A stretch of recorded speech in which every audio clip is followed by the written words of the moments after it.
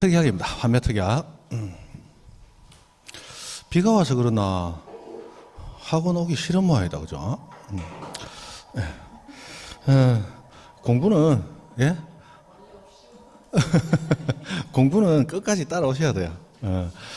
조금 있으면 온갖 얘기들이 다 들릴 겁니다. 그거 신경 쓰지 마시고 제일 좋은 거는 학원 수업 따라오고 그대로 복습하고 따라오고 복습하고 그게 최고입니다. 나중에 얘기 들어보면 뭐 작년에 재작년에 어느 학원에서 5월 달부터 나가서 혼자 공부한 사람 그 사람은 됐다더라. 그런데 안에 따라온 사람 중에는 이 사람도 떨어지고 저 사람도 떨어졌다더라. 그런가? 귀가 솔깃하죠. 그런데 여러분 보시면 알지만 지금쯤 되면 예전에 왔던 분들 중에 많은 분들이 지금 빠져 있어요. 그죠?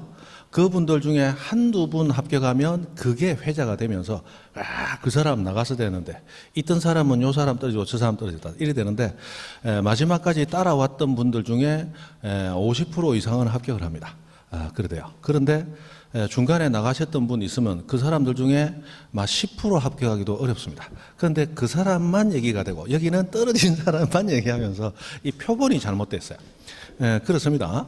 그런 것 같으면 학원 오실 이유도 없죠. 집에서 동영상 보고 공부하면 뭐 왔다 갔다 시간도 줄이고 훨씬 공부량이 많을 것 같은데 의외로 동영상만 가지고 공부하신 분들 합격률은 학원 실강 따라오신 분보다 훨씬 합격률이 떨어집니다. 그럴 수밖에 없어요.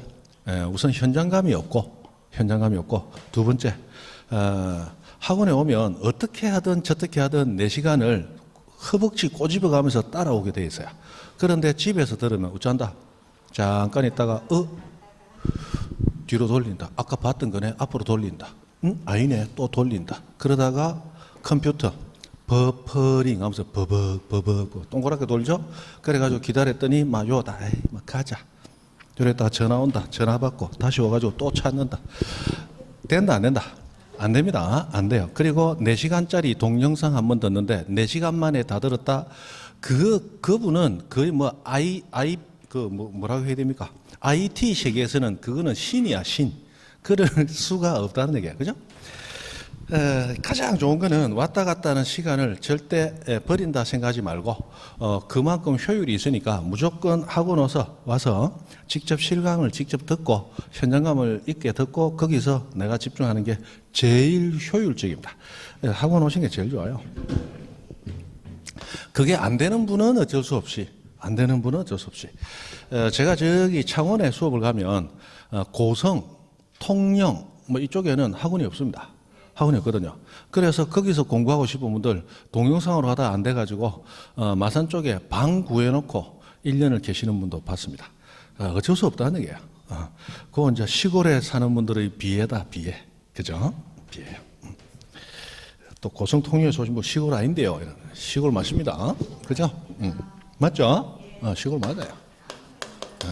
부산도 시골인데 뭐. 그죠? 그래도 마산 정도는 돼야 그래도 대도시 얘기하는 거지. 그죠? 제일 좋은 고향이 제일 좋은 거예요. 그죠? 자, 환매 특약. 자, 환매는 민법에서 채권편에서 나오는 게 환매입니다. 자, 갑이라는 사람이 을이라는 사람에게 매매를 하고 소유권을 넘깁니다. 소유권을 넘겨요. 자, 그런데 갑은 이 물건을 다시 사고 싶습니다. 그런데 그냥 팔고 나중에 사야지 해버리면 살 수도 있고 못 살 수도 있습니다. 자, 법률행위는 자유이기 때문에 나중에 갑이 돈을 많이 벌어서 을에게 가서 옛날 내가 당신에게 3억에 팔았잖아. 내가 10배 30억 줄 테니까 파시오. 하더라도 을이 팔기 싫어 하면 못 사는 거예요. 맞죠? 그래서 다시 사는 마음이 확실하다면 지금 매매 계약을 할 때 조건처럼 다시 산다는 약정을 하나 더 붙여야 된다는 거예요. 그래서 갑은 을에게 어떻게 한다? 내가 지금 이 물건을 팔지만 내가 이 물건은 다시 꼭 사야 될 이유가 사연이 있으니까 지금 팔지만 내가 원할 때 당신이 다시 나한테 판다고 약정을 해줘야 내가 팔겠습니다. 라는 식으로 매매 계약을 하면서 환매한다는 약정을 동시에 성립시켜야만 그 계약으로 묶여있는 의무이행으로서 나는 다시 소유권을 가져올 수 있겠죠. 그래서 우리 민법은 매매 계약과 동시에 환매 약정을 해야 된다. 이렇게 하고 있단 말이에요. 맞죠? 자, 그리고 이 매매 원인 이전 등기와 환매 등기는 우리 등기법이 동시에 신청해야 된다라고 요구하고 있어요. 동시 신청. 만약에 동시 신청하지 않는다면 그 신청은 각하를 해버립니다. 그리고 동시 신청하더라도 신청서를 낼 때는 두 건의 신청 정보로서 별도로 신청을 해야 됩니다. 별도로. 다만 한꺼번에 신청하는 거예요. 이 두 건의 신청 정보, 요게 조금 헷갈릴 수 있는 표현인데, 요걸 옛날에는 별개 신청서 이렇게 불러요. 별개의 신청서.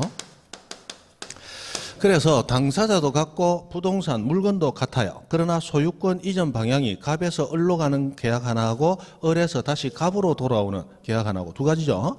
그래서 요 등기 신청은 두 개이기 때문에 신청서도 따로따로 작성해서 내라 이렇게 얘기한다는 거예요. 자, 그리고 환매는 내가 팔았던 물건을 다시 산다가 환매입니다. 전매하고는 구분하셔야 돼요. 그죠? 내가 매매했던 그 물건이 다른 사람에게 다시 매매가 돼버렸다. 두 번째 매매는 전매예요. 그런데 요거는 두 번째 매매이긴 하지만 그 사람으로부터 또 다른 사람에게 넘어가는 게 아니고 내가 넘겨줬던 사람으로부터 다시 넘겨받는 거예요. 그건 환매라고 그럽니다. 그죠? 환매. 그래서 환매가 이루어지기 위해서 그 전제로서의 계약은 반드시 매매여야 됩니다. 매매. 돈 받고 팔았던 물건을 돈 주고 다시 산다. 매매와 환매라고 하는 거예요. 그죠? 그리고 매매는 민법에서 주된 계약, 환매는 종된 계약 이렇게 얘기하죠. 그래서 주가 효력이 있어야 종도 효력을 가지게 되고 주가 실효, 효력을 잃어버리면 종도 당연히 효력을 잃는다. 그래서 매매가 효력이 없으면 다시 산다도 당연히 효력이 없다. 그러나 매매가 효력이 있으면 환매, 다시 산다가 의사표시 불일치로 인해서 효력이 없더라도 환매만 효력이 없는 거다. 그죠? 주정호의 관계. 자, 그 다음에 매매 계약이 이 채권 계약입니다. 그러면 환매 약정, 매매 계약도 채권 계약이에요. 채권 계약이기 때문에 환매는 채권 계약이기 때문에 채권은 당사자 합의만으로 성립하죠. 등기 안 해도 환매는 성립하게 됩니다. 합의만 있으면. 그러면 등기하는 이유는 뭐 때문에? 대항력 가지려고 등기하는 거야. 채권은 당사자 사이에서의 효력, 이 대인적 효력밖에 없습니다. 대항력이 없어요. 그러나 그 채권도 뭐 되면? 등기되면 대항력을 가지죠. 제3자가 알 수 있도록 해야 제3자에게 효력 주장할 수 있다. 아주 단순한 거예요. 그죠? 자, 예전에 나왔던 문제입니다. 어떻게 나왔냐? 환매권은 등기하지 않으면 성립하지 아니한다. 맞다, 틀렸다. 틀렸다. 환매권 등기 안 해도 성립해요. 다만 이렇게 나오면 환매권은 등기하지 아니하면 대항력을 가지지 못한다. 이건 맞죠? 그래 되는 거예요. 자, 여기서 이 매매 원인 이전 등기와 환매 등기는 동시 신청하라 이렇게 되어 있는데, 만약에 매매 원인 이전 등기만 신청했다. 당연히 받아줍니다. 당연히 받아줘요. 왜? 매매 있고 이전 등기 신청하는 건 딱 증거 자료로 첨부 서면으로 드러나니까 동시 신청해야 되는 건 뭐를? 환매 등기를 매매 원인 이전 등기와 동시 신청해야 된다는 거예요. 그런데 매매 원인 이전 등기 되고 나서 그 다음 날 흑흑거리면서 뛰어가지고 등기관님 죄송한데 우리 환매 약정도 했는데 등기 신청할 때 깜빡 까먹었습니다. 환매 등기도 좀 해주세요. 각합니다. 동시에 신청해야만 되는 건 매매 이전 등기할 때 환매를 같이 신청해야만 해준다는 거예요. 같이 안 하면 각합니다. 자, 그 다음에 환매의 약정은 특별히 맺은 약정에 대해서 환매 특약 이런 말 쓰죠. 그리고 우리 등기법에 등기할 때 소유권 이전은 주등기, 그리고 각종 특약, 각종 약정 하는 이름의 등기는 부기등기. 그죠? 그래서 자, 등기부에 1번 소유자가 갑이다. 그리고 2번 소유권 이전 을에게 되었다. 원인은 매매는 매매인데 환매 특약이 붙어 있는 매매다. 환매 특약이 법률행위 부관 조건처럼 붙어 있는 매매. 해서 환매 특약 부매매 이렇게 들어가요. 그리고 이 환매 특약의 내용을 별도로 등기해야 되는 게 이게 환매 특약의 등기 또는 환매권 등기라고 부르는 거야. 그럼 환매 특약에 의해서 환매할 수 있는 자는 지금 소유권을 넘기는 갑이죠. 갑이 권리자가 되는 거예요.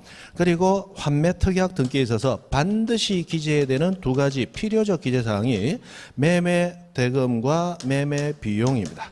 매매 대금, 매매 비용 또는 매매 대금과 계약 비용 이렇게 되게요. 그럼 지금 만약 3억에 판다면 매매 대금 3억.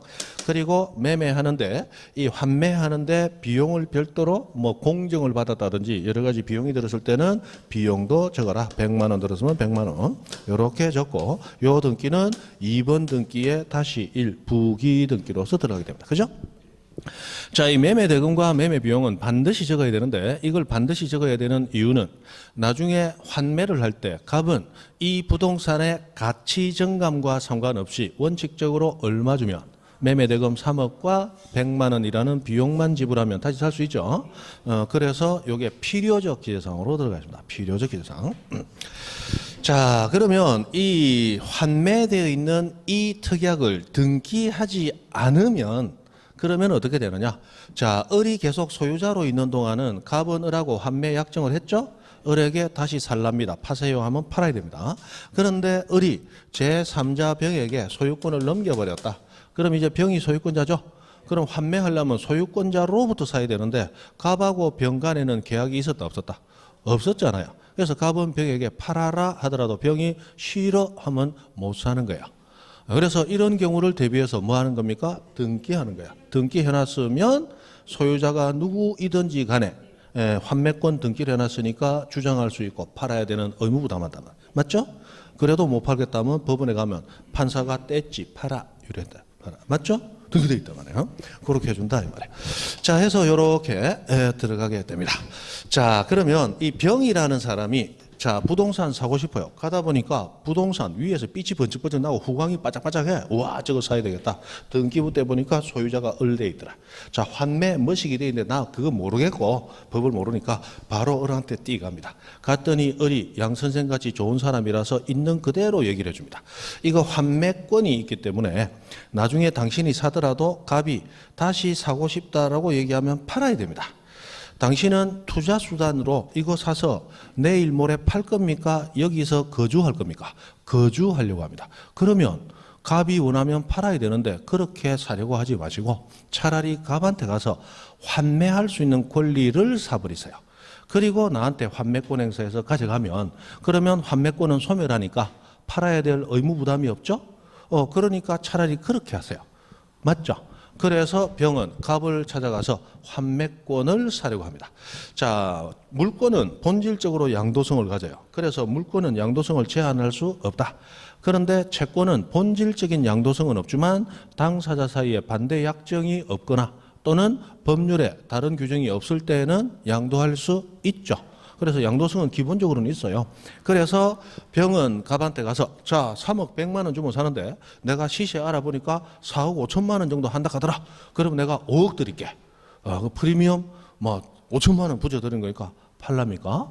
했더니 갑이 5억 1천만 원, 1천만 원 더 부르더라. 콜 5억 1천만 원 줄게 하고 사올 수 있단 말이에요. 무슨 이해하죠? 그래서 환매권이 이전되는데 이 환매권 이전 등기는 주등기로 하느냐 부기등기로 하느냐.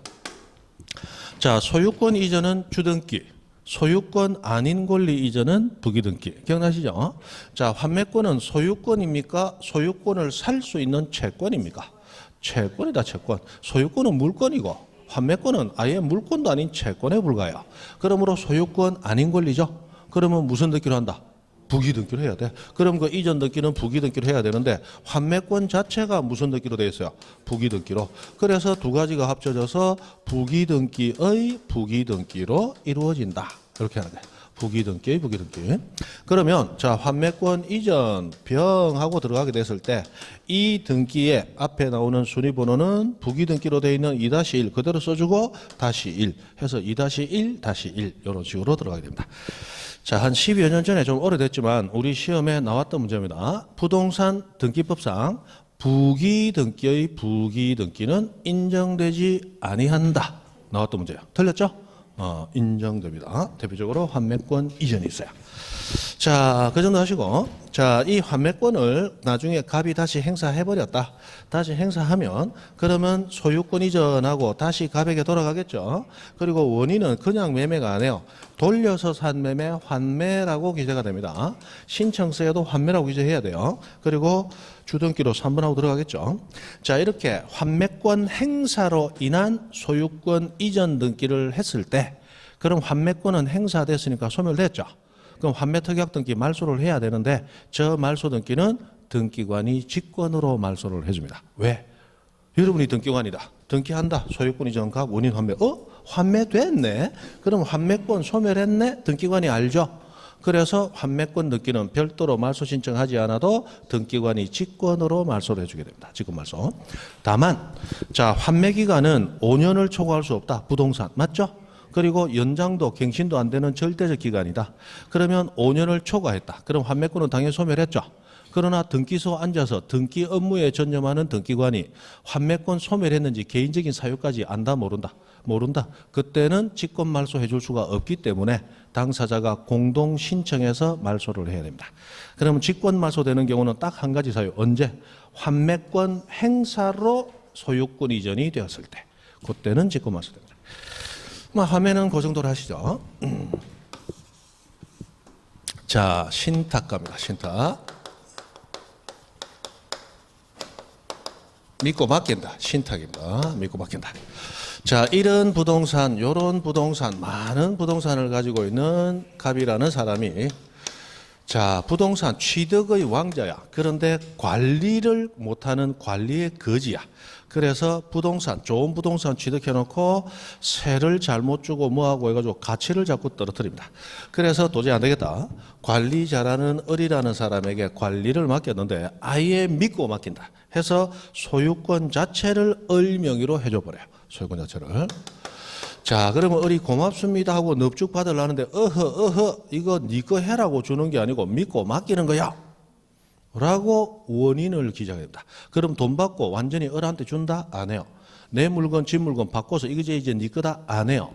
공짜로 주는 거다? 안 해요. 믿고 맡기는 거다. 해서 원인이 신탁하고 들어간다. 신탁. 그래서 원인을 신탁으로 하는 소유권이죠. 즉 믿고 맡겼다. 맡김으로써 소유권이 맡겨졌다라는 이름으로 등기되는 거야. 그러면 자, 이 부동산을 보고 사고 싶다. 또는 이 부동산 일부분을 세를 얻어서 내가 사업장 개설하고 싶다라고 느끼는 사람이 자, 등기부를 보면 지금 처음에 소유자는 갑이었는데 지금은 소유권 을에게 넘어갔어요. 맞죠? 그런데 원인이 뭐라고 되어 있어요? 신탁 믿고 맡겼다라고 되어 있어요. 우와, 맡았다면 그러면 내가 이 사람하고 계약해도 될 것인가? 그냥 맡은 사람에 불과한데 이 사람한테 사도 될 것인가? 궁금하잖아요. 그래서 그 신탁의 약정 내용을 제3자가 알 수 있도록 공시할 필요가 있다. 그러면 이 신탁은 어떤 목적으로 신탁이 되었고 언제까지 신탁의 기간이 유지되고 그 다음에 기간과 상관없이 이러저러한 사유가 있다면 당사자가 신탁을 종료시킬 수도 있고 그 다음에 수탁자가 관리권만 있는지 처분권까지 있는지 아예 믿고 맡겨서 이 부동산보다 더 좋은 부동산 나오면 맞바꿔도 좋고 팔고 사도 좋고 그런 완전 소유권에 가까운 관리권까지 주는 건지 그걸 알아야 제3자가 을하고 계약을 할 수 있겠죠. 그래서 신탁의 내용을 공시할 필요가 있다는 거야. 그래서 그 신탁의 내용을 공시하는 것을 신탁 등기라고 부른다. 신탁 등기. 자, 그냥 신탁하고 나오면 소유권 이전의 원인을 얘기하는 거고 신탁 등기하고 나오면 신탁의 내용을 얘기하는 겁니다. 됐습니까? 자, 그러면 여기 신탁 등기는 어떻게 들어가느냐? 여기 신탁 등기 해놓고 내용이 많기 때문에 등기부에 기재를 안 해요. 안 하고 신탁 원부라고 하는 별도의 자료에 정리를 해놓고 제5호로 보관하고 있다. 보관 장소만 기재하는 거야. 그래 놓고 우리 등기법은 자, 우리 신공도매 기억나세요? 신탁원부, 공동 담보 목록, 그리고 도면 매매 목록. 이 신공도매는 등기부는 아니지만 등기부의 일부로 보는 장부들이었어요. 맞죠? 그래서 여기도 보시면 신탁원부에 적힌 내용은 원래 등기부에 기재해야 될 것인데 양이 많으니까 별도로 기재해 놓은 거죠. 그래서 등기부와는 분리되어 있지만 원래는 등기부에 있어야 될 내용이기 때문에 등기부의 일부로 본다라는 거야. 등기부는 아니지만. 그런데 이 등기부의 일부로 보는 이 신공도매는 등기부 열람 증명서 발급 신청했을 때 당연히 같이 열람 발급되는 게 아니고 요것도 같이 공개해 주세요라고 표시해야만 같이 공개가 되더라. 맞죠? 왜냐하면 등기관이 이거 열람시켜주세요. 그럼 등기관이 업무가 바쁜데 열람시켜주세요 하면 그냥 갖다 보여주면 되지. 처음부터 끝까지 가만히 있자. 신탁 원부 있나 공동담보 목록 있나 찾아보고 있으면 다시 가서 찾아와서 내주고 등기 신청 업무 등기해주는 업무가 언제 할 거야? 여가가 없죠. 그래서 귀찮더라도 본인이 챙겨라. 등기관한테 그것까지 바라지 마라. 그죠? 그런 얘기를 하는 거예요. 자, 여기서 신탁 원인 이전 등기와 신탁 등기는 별도의 칸에 등기되는 게 아니고 순위번호 하나 쓰는 그 칸에 같이 등기된다. 그죠? 그래서 하나의 순위번호를 사용하면서 등기된다. 이런 얘기예요.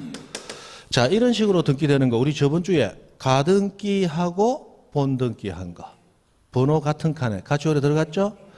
그렇게 되는 게 신탁 원인 이전 등기와 신탁 등기 똑같이 이렇게 들어갑니다. 그래서 우리 가등기도 이 번호, 본등기도 이 번호. 가등기에 기초해서 본등기 했을 때 본등기 순위는 가등기 순위에 의한다. 즉 가등기 본등기 순위가 같다 그랬어요. 마찬가지로 신탁 원인 이전 등기와 신탁 등기 순위가 같다. 똑같이 그리 되겠죠. 그런 얘기를 하는 겁니다. 자, 여기서 이 신탁 원인 이전 등기는 갑과 을, 갑은 위탁자 그리고 을은 수탁자 이렇게 부르는데 위탁자와 수탁자가 당연히 공동 신청합니다. 그런데 신탁 등기는 수탁자가 어떻게 신청? 단독 신청하도록 규정이 되어 있어요. 자, 그런데 이 신탁의 약정 당사자는 갑과 을인데 이 갑과 을이 약정을 하면서 자, 이 부동산 관리하면서 나오는 수익들은 일부는 네 급여로서 가져가고 을 맞죠?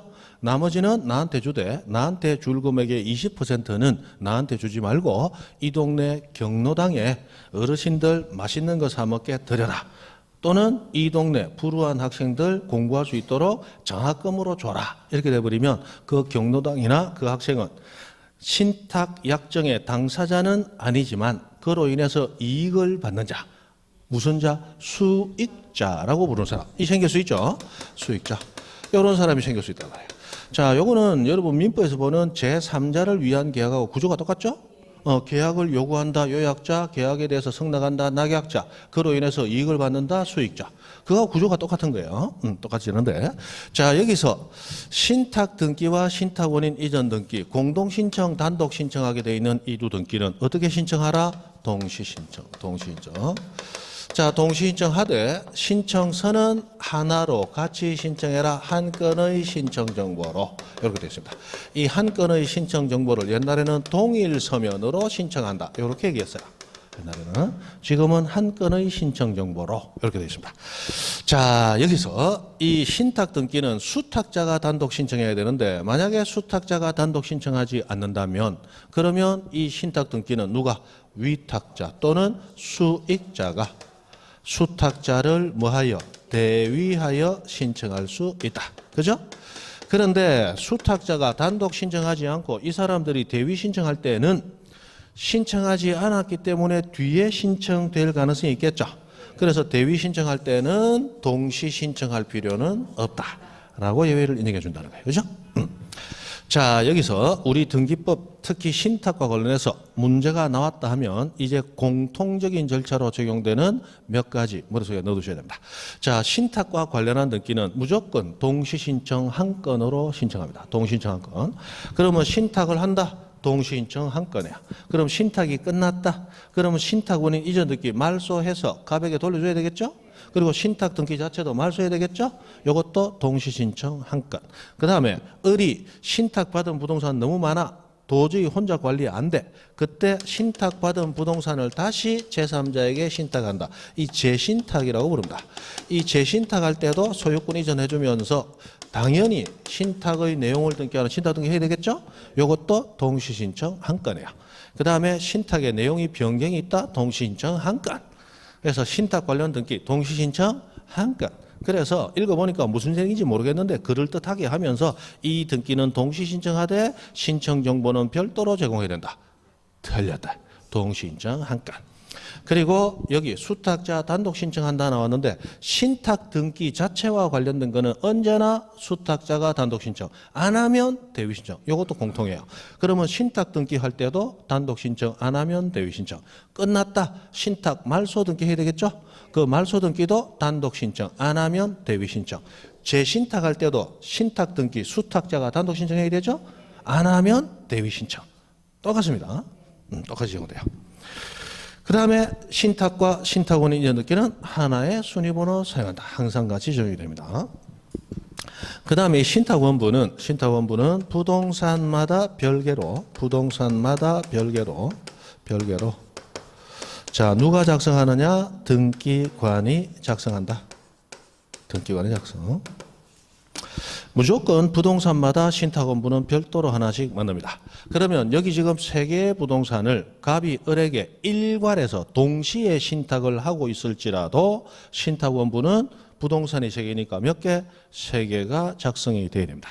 그리고 누가 작성한다? 등기관이 작성합니다. 이거 옛날에는 우리 신청인이 작성해서 냈어요. 그런데 지금은 등기관이 작성합니다. 바뀌었어요. 그래서 신탁원부는 무조건 부동산 하나마다 신탁원부 하나씩, 한 해 앞에 한 개씩 그렇게 됩니다. 자, 그 다음에 수탁자가 여러 명이 있어요. 수탁자 여러 명. 자, 갑이 을에게만 맡겨두니까 불안해. 이 많은 부동산, 이 고가의 자산 전부 을 명의로 맡겨놨다. 을이 나쁜 마음 품으면 한 방에 날아가는 수가 있다. 그죠? 그래서 병 플러스 정, 세 사람을 공동 수탁자로 지정하고 신탁을 합니다. 그러면 소유권 이전 받는 사람이 한 사람, 여러 사람, 단독 소유, 공동 소유.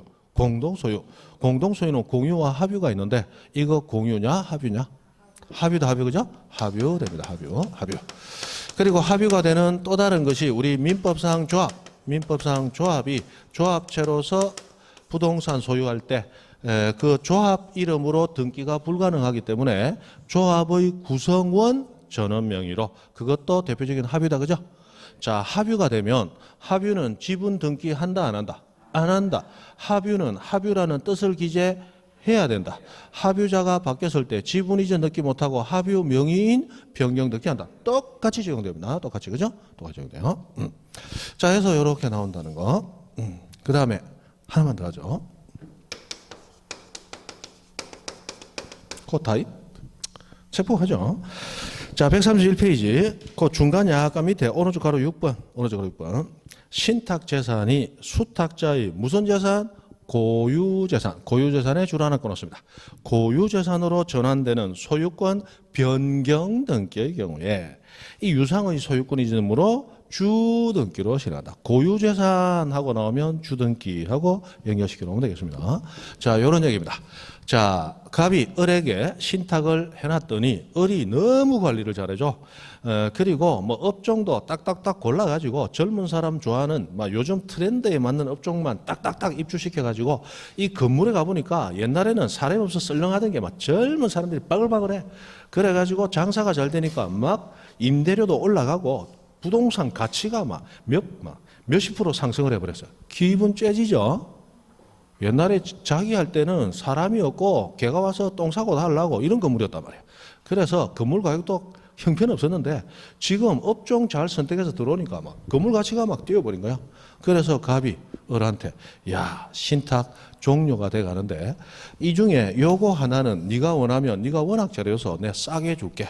마음 있어? 이러니까 콜. 그래서 을이 완전히 사게 됐습니다. 그러면 을은 저 부동산 완전히 소유권 취득하죠. 그러면 소유권 이전 등기를 해야 되겠지만 못해요. 왜? 이미 을 앞으로 소유권 이전 돼 있잖아. 그러니까 또 소유권 이전을 못한단 말이야. 그래서 이때 요 부동산은 이제 신탁된 부동산이 아니고 완전히 을의 재산이 되었다. 그죠? 그걸 고유재산으로 되었다. 이렇게 표현하는 거예요. 고유재산으로. 이제 신탁된 게 아니다 말이야. 그래서 신탁이 아니고 고유재산으로 되었다라는 뜻의 등기를 하니까 이건 소유권 이전 등기하는 게 아니고 소유권 변경 등기를 하게 되는 거야. 그런데 우리 앞에서 권리 변경은 이해관계인 없다 부기등기, 이해관계인 있는데 승낙받았다 부기등기, 승낙 못 받았다 주등기 왔다 갔다 해야 되잖아요. 그러나 이 변경 등기는 이름을 변경 등기라고 쓸 뿐이지 실제로는 소유권의 완전한 취득, 소유권을 완전한 이전에 똑같으므로 항상 무슨 등기로? 주등기를 하는 거예요. 주등기. 됐죠? 그 정도? 됐습니다. 그리고 뭐 됐습니다. 나머지 넘어가시고 자, 132페이지 소유권 이외의 권리로 갑니다. 자, 소유권을 제외한 나머지 권리, 뭐 잡권리다, 잡권리. 이 잡권리들 지상권, 지역권, 전세권 다 합쳐서 막 나오면 한 문제, 막 안 나올 때도 있고, 그리고 저당권, 건저당권 합쳐서 오히려 지상, 지역, 전세권 합친 것보다 저당권, 건저당권이 최소 동등하거나 더 많이 나온다. 해서 뒤에는 시간 없다 하면 저당, 건저당 보고 지상, 지역, 전세권은 일단 뛰어 넘어가셔도 됩니다. 자, 그러면 여기 지상, 지역, 전세권에서 우리가 해야 되는 거, 이거 뭐 나오는 얘기들 거의 대부분이 뭐예요? 민법 얘기들입니다. 그래서 뭐 그런 얘기 뭐 크게 문제될 게 없고, 요즘은 이 민법적인 지문 가지고 답으로 잘 안 줍니다. 안 주고 지상, 지역, 전세권 나왔다 하면 등기와 관련된 거, 그게 이제 답으로 많이 나오는데, 거기 관련돼서 나오는 게 등기 신청할 때의 필요적 기재사항 구분하는 거. 이 필요적 기재사항은 누락이 되고 잘못 적으면 각하가 되는 사항입니다. 그래서 상당히 중요한데, 이 신청서의 필요적 기재사항이 원래 일반적으로 공통적으로 적어야 되는 필요적 기재사항이 상당히 제법 됩니다. 그런데 그거는 우리 시험에는 거의 안 나와요. 그거는 등기 신청 업무 대리를 업으로 하는 법무사 시험용이고, 우리는 그게 잘 안 나오는데, 다만 이렇게 독특한 권리들마다 일반적으로 적어주는 필요적 기재사항 말고 이 권리일 때는 플러스 요거를 필요적으로 더 적어야 됩니다 라는 권리에 따라서 더 적어주는 독특한 필요적 기재사항이 있어요. 그게 시험에 나온다는 거예요. 그게. 그럼 지상권에 있어서 일반적으로 적는 거, 뭐 당사자가 누구냐, 어디 부동산에 대해서 하느냐, 뭐 목적이 뭐냐, 원인이 뭐가 있느냐, 돈 냈니 안 냈니, 관할 등기소가 어디니, 그런 건 안 나와요. 안 나오고, 지상권 등기 신청할 때는 플러스 지상권 설정의 목적 적고 범위 적어야 된다. 요게 이제 시험에 나온다는 거예요. 그리고 지역권도 지역권 설정 목적 적고 범위 적어야 된다. 그런데 전세권은 목적이라는 게 없다. 목적이라는 게 없고 범위와 전세금을 적도록 돼 있다. 뭐 이런 것들이 문제로 나오더라라는 얘기입니다. 자, 지상권과 지역권은 토지를 목적으로 하는 용익물권이에요. 건물에 대해서 설정이 불가능합니다. 그러나 전세권은 토지에도 건물에도 인정되는, 그죠? 유일한 용익물권이 전세권이에요. 나머지는 토지만을 대상으로 합니다. 땅지자다 말이에요. 땅지자. 자, 지상권은 토지를 빌려서 뭐 하려고 그래요? 내 건물 소유, 내 공작물 소유, 내 수목 소유하려고 땅을 빌리는 거예요. 그래서 자, 내가 나무 심어서 가꾸고 싶다. 그런데 나무 살 돈이 있는데 땅 살 돈이 없어. 그럼 어떻게 하면 됩니까? 타인의 땅이지만 오랜 기간 빌려서 그 빌린 기간 동안 나무 심어서 기르겠다. 할 수 있잖아요. 자, 나 내 집에서 살고 싶어. 열심히 일해서 돈 벌었습니다. 그래서 도면 만들어서 이렇게 집 지으려고 하다 보니까 내 저금한 돈의 90%가 들어갑니다. 10% 가지고 땅 산다, 못 산다? 못 산다. 그럼 어떻게 하면 돼요? 남의 땅 빌려서 오래도록 빌려가지고 빌린 기간 동안 그 땅 위에 내 건물 지어서 살면 되지 뭐. 그게 지상권이다 이 말이죠. 그래서 이 목적이 건물 소유 목적이냐 수목 소유 목적이냐 목적 적어라라고 하는 거예요. 그리고 범위를 적는데 지상지역 전세권과 임차권은 용익물권 그리고 용익물권과 유사한 이 채권으로서 토지, 건물을 빌릴 때 전부를 빌릴 수도 있고 일부만 빌릴 수도 있다. 그죠? 이때 일부일 때는 반드시 뭐 첨부? 도면 첨부하는 게 원칙이다. 원칙이다. 그 다음에 지역권에 있어서도 목적 적어야 됩니다. 아까 우리 지역권 대표적으로 수용할 때 봤듯이 통행 목적 지역권, 그 다음에 인수 목적, 용수 목적, 조망 목적 해서 지역권도 목적이 다양할 수 있기 때문에 목적을 적어야 되고, 그 다음에 범위를 적을 때 토지 전부 빌릴 수도 있고 일부 빌릴 수도 있죠. 이때 전부 일부 할 때는 이거 승역지 얘기하는 거죠. 승역지. 자, 일부일 때는 뭐 첨부하라? 도면 첨부하라. 이렇게 나오는데, 자, 아까 우리 이렇게 도로가 있고 토지가 이렇게 있을 때, 자, 여기 통행로가 있다. 그러면 승역지, 요역지라고 불렀죠? 그런데 승역지는 연제구에 있고 요역지는 수영구 있더라. 그럼 연제구는 연제구 등기소, 수영구는 수영구 등기소 따로 있단 말이에요. 어디에 신청해야 되느냐? 관할 등기소가 어디냐? 자, 우리 지역권에서 실제로 이용되는 토지는 승역지죠.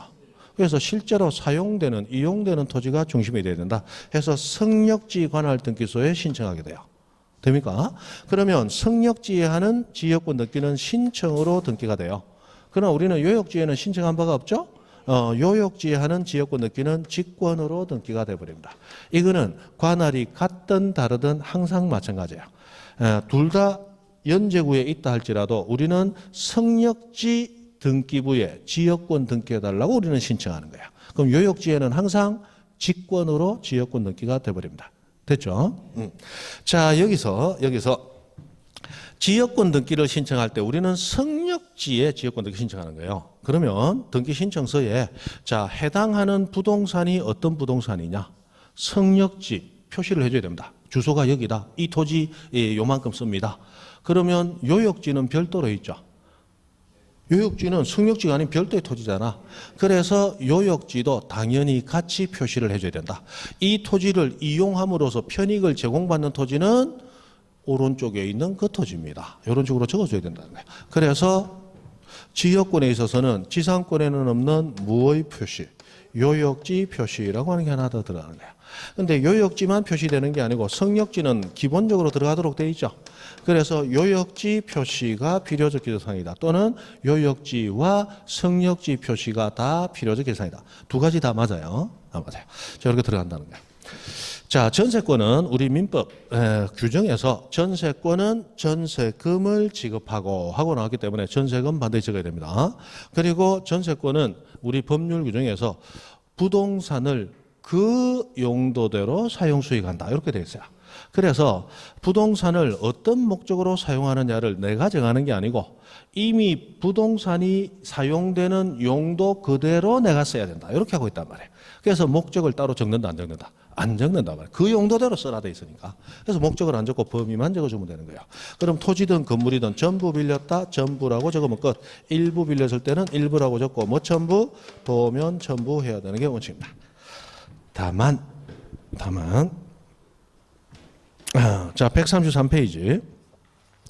자, 밑에 3번 전세권 양가로 1번, 오른쪽 가로 1번, 동그라미 1번 봅니다. 동그라미 1번 필요적 정보사항 해놓고 자, 바로 밑에 줄에 도면 첨부하나 그러나 따옴표 건물의 특정층의 얼마 전부 건물 특정층의 전부일 때는 도면 첨부할 필요가 없다. 그래 됐다는 거예요. 자, 그러면 여기 봅니다. 여기 이 건물이 하나의 건물이에요. 하나의 건물인데 이 건물 전부 빌리면 도면 첨부할 필요 없죠? 그러나 일부 빌리면 도면 첨부해야 되겠죠? 그런데 1층 전부 빌렸다. 1층 전부. 그럼 1층 전부 빌렸기 때문에 1층 전부라는 걸 누구라도 알 수 있다. 도면 첨부할 필요가 없다라는 거예요. 그럼 1층만 빌렸으니까 건물 전부는 아니고 건물의 일부죠. 그러나 특정 층의 전부를 빌렸을 때는 그 도면 첨부해서 전부 색칠해서 가져올 필요는 없다는 거예요. 그렇게 되어 있다는 거. 요즘은 그런 것까지 알아두셔야 됩니다. 알아두셔야 돼요. 자, 이렇게 된다는 거. 자, 그 다음에 임의적 기재사항으로서 임의적 기재사항 우리 각종의 특약, 각종의 약정, 특약, 각종의 약정, 각종의 기간 요거 다 임의적 기재사항이죠. 그리고 지상권에 있어서 지료도 임의적 기재사항이다. 지료. 자, 그러면 지상권 존속기간, 전세권 존속기간 다 임의적. 지상권의 지료 임의적. 맞죠? 전세권의 전세금은 임의적, 필요적. 임차권의 차임 필요적입니다. 임차권의 차임 필요적이에요. 차임 필요적이다. 필요적. 이렇게 된다는 거예요. 자, 해서 이렇게 필요적, 임의적 계상하고 나뉘는 거. 자, 그 다음에 134페이지 가보시면 134페이지. 제일 위에 전세금 반환 채권의 일부 양도에 따른 전세권 일부 이전 등기 하는 게 나왔습니다. 자, 전세금 반환 채권 일부 양도에 따른 전세권 일부 이전 등기. 자, 요 이전 등기는 그 밑에 보다시피 1번 전세권 존속기간이 끝나거나 존속기간 만료되기 전이라도 해당 전세권이 소멸했음을 증명했을 때 그때 가능하다. 이렇게 나왔습니다.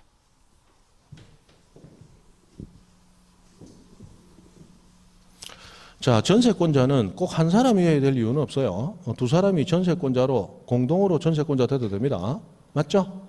자, 신혼집 전세권 설정해서 들어간다. 그럼 전세권을 가지는 자를 남편으로 또는 아내로 그렇게 하지 않고 남편과 아내가 공동으로 전세권이다. 가능하죠? 가능합니다. 그럼 전세권 지분 2분의 1씩 가지면 될 거 아니에요. 그런데 여기는 안 된다 돼서 전세권 일부 이전.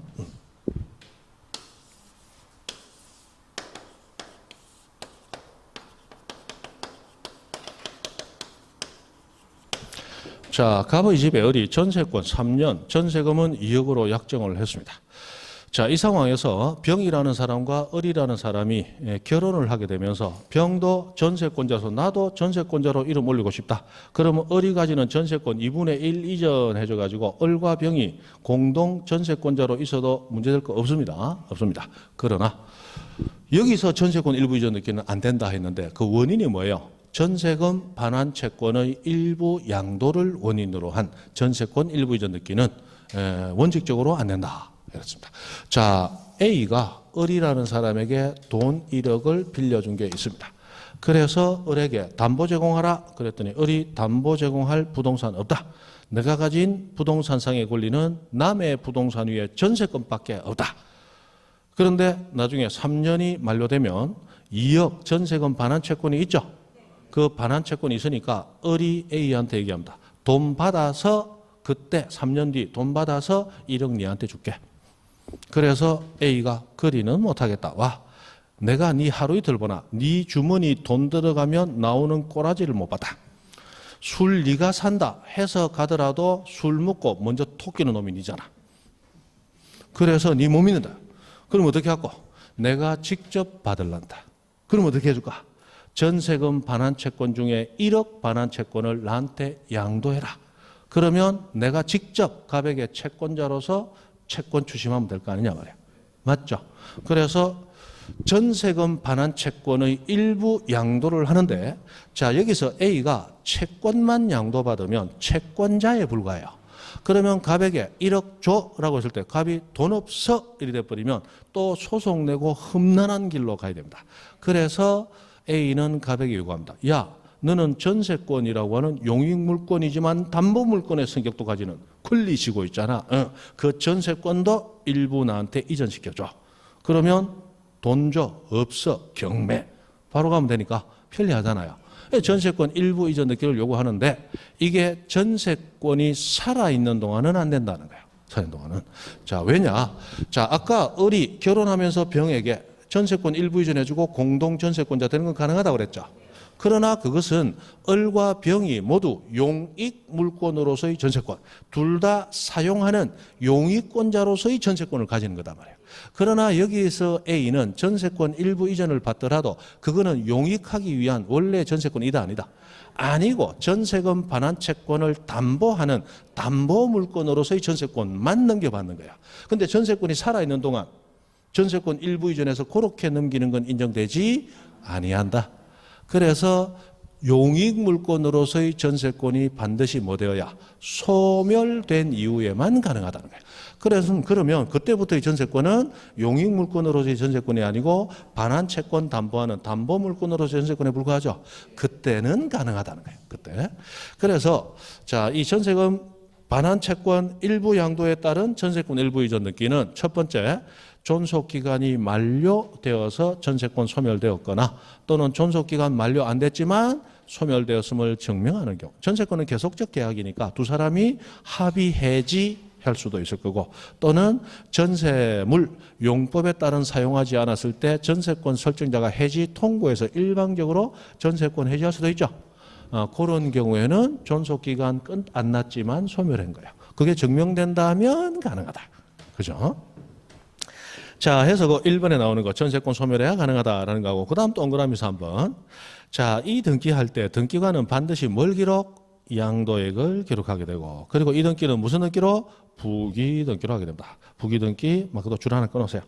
부기 등기 제가 줄 안 끊은 이유는 제가 여러분을 너무 과대평가하는 바람에 다음에는 요 줄 끊어놓고 나올 거예요. 자, 전세권 이전이 부기 등기니까 전세권 일부 이전도 당연히 부기 등기를 해야지. 당연하니까 안 끊었는데 가만히 생각하니까 이게 내한테는 당연한데 여러분한테는 안 당연할 수도 있겠더라고.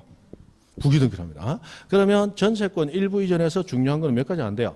전세권 살아있으면 안 돼. 소멸해야 돼. 맞죠? 그리고 무슨 등기를 한다? 부기등기. 그리고 반드시 양도액을 기록한다. 자, 이게 무슨 얘기냐? 이런 얘기입니다. 1번 전세권을 3년 2억 이렇게 듣기가 됐어요. 그러다가 1-1 1번 전세권 일부 이전 이렇게 나왔죠. 일부 이전. 그리고 양도액 얼마? 1억 이렇게 되는 거예요.